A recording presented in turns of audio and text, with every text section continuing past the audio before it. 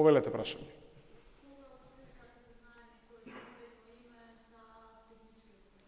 Секако не би можеле сега на оваа пресконференција да коментираме за тоа. Веднаш кога ќе имаме некое конкретно решение, ќе бидете навремено известени. Имаме време сега, само што заврши лидерската средба. Веројатно сите партиски процедури мора да се закажат, тоа е седница на Централниот одбор. Што ми имаме некаква информација околу тоа прашање, ве уверувам дека навремено ќе бидете известени. Не би можеле ништо да коментираме на таа тема, се уште е многу рано. Мицкоски вчера информираше после лидерската средба дека побарал од лидерите да се усвои една контрарезолуција, односно да се реагира на бугарската резолуција која бара откажување од македонскиот јазик и македонското малцинство. Кој е ставот на СДСМ, дали вие би прифатиле вакво нешто со оглед на тоа што Мицкоски предлага таа резолуција да се донесе во парламент? Да почекаме да го видиме конкретниот предлог на Мицкоски доколку го има. Едно нешто со сигурност никој не може да ни го оспори за тоа што е потврдено и во личната карта која што ја имаме во Обединетите нации.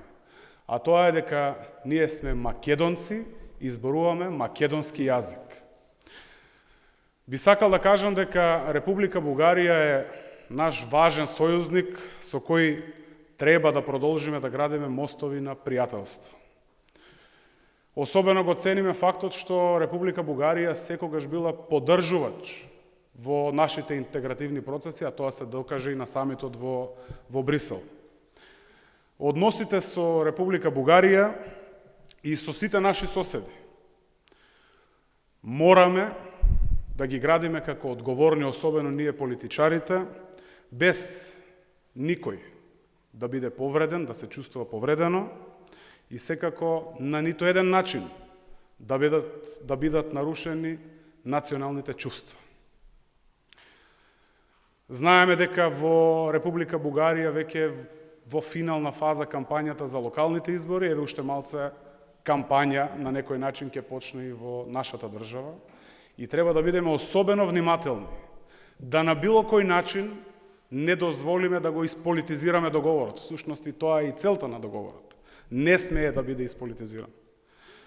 Затоа што секоја калкулација, секој обид да се политизира договорот, на некој начин ќе се спречи неговото донесување и подпишување на таквиот договор.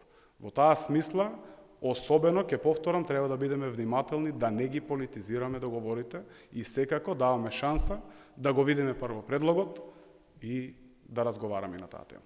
Дали е можно пред изборите да имаме измени во изборниот законник или изборниот модел, како што беше планирано? Ние стоиме на нашиот принципиелен став дека треба да има промени во изборниот модел, но за тоа треба да разговараме со сите политички чинители, особено парламентарните партии, и доколку се постигне договор во собрание, секако на наше задоволство ќе биде променет изборниот модел. Господин Костадинов, значи предлогот на СДСМ на вашиот лидер беше било да избори да има на 28 декември. Добро. 22 односно 29. Тоа значи дека доколку бил прифатен од тој предлог, ќе морало веднаш да се замени од функцијата да се назначи нов технички премиер. Значи СДСМ немаше, предлагаше да бива избори, а немаше кандидат за таа позиција. Ако сакавме да постапуваме како ВМРО-ДПМНЕ, без да консултираме било кој, без да присуствуваме на лидерска средба и да разговараме и со другите политички чинители, тоа ќе беше најлесно за нас. Ќе обезбедевме и мнозинство, зборувам хипотетички, и во собранието, и ќе поминеше. Но не е тоа суштината. Ние сме сосема поразлични од ВМРО-ДПМНЕ. Затоа повикавме избори веднаш. И тоа беше предлогот на Зоран Заев на лидерската средба. Апсолутно е јасно дека Христијан Мицкоски со тоа избегна брзи избори. Зошто ги избегна? Затоа што знае дека го очекува пораз. Затоа што нема програма, еве 2 години прашуваме. Зашто ја бараат поддршката од граѓаните? Не знаат. Немаат. Исклучиво и единствено нешто на кое што се држат ВМРО-ДПМНЕ се националните чувства, лажејки и манипулирајќи со граѓаните дека доколку дојдат еден ден на власт ќе го поништат Преспанскиот договор. И јас би сакал еве оваа ситуација да ја искористам и легитимно да прашам. Кој е ставот на ВМРО-ДПМНЕ? Еве јавно, преку медиумите ги прашувам. Дали, доколку дојдат на власт, ќе го поништат Преспанскиот договор и како? Гледаме дека Христијан Мицкоски избегнува да даде одговори на таа тема и не смееме да дозволиме, ќе повторам, патот по кој чекори Република Северна Македонија, особено граѓаните, да ја изманипулираме на било кој начин, да исполитизираме договори со цел да добиеме гласови без разлика, било која политичка партија, овде ги ставам сите. Не смееме да дозволиме нешто што е добро за државата, нешто што не турка напред на патот кон интеграција, да го манипулираме и да ги лажеме граѓаните со националните чувства. Тоа го прави ВМРО-ДПМНЕ. И покрај тоа, упорно бега од избори. Знаеме ќе се навратиме наназад. Секој ден, устата на Христијан Мицкоски, устата на целото раководство на ВМРО-ДПМНЕ беше избори што побрзо. Еве им дадовме. Предлогот на Зоран Заев беше во декември да има избори, избега. Па сега нема поразот да биде во декември, поразот ќе биде во април. Тоа е тоа. Поентата со прашањето не беше ова не се добро го што го кажате, меѓутоа поентата на прашањето беше доколку прифатија. Денес се реши назначи нов технички примери и други тие работи. Тоа ми беше поентата. Значи најверојатно СДСМ имало хипотетички не би зборел доколку прифатеа. Ја прашам директно, значи претпоставам кога се оди таму вајде имаат предлог име кој ќе биде овој биде и се вртат секакви минати. Конкретниот предлог на Зоран Заев беше изборите да се одржат најбрзо можно. Најбрзо можно беше декември. Мицкоски избегна. Не можеме да правиме хипотетички муабет што би било кога би било. Еве ако прифатеше избори во декември, Христијан Мицкоски ќе ги изгубеше изборите во декември.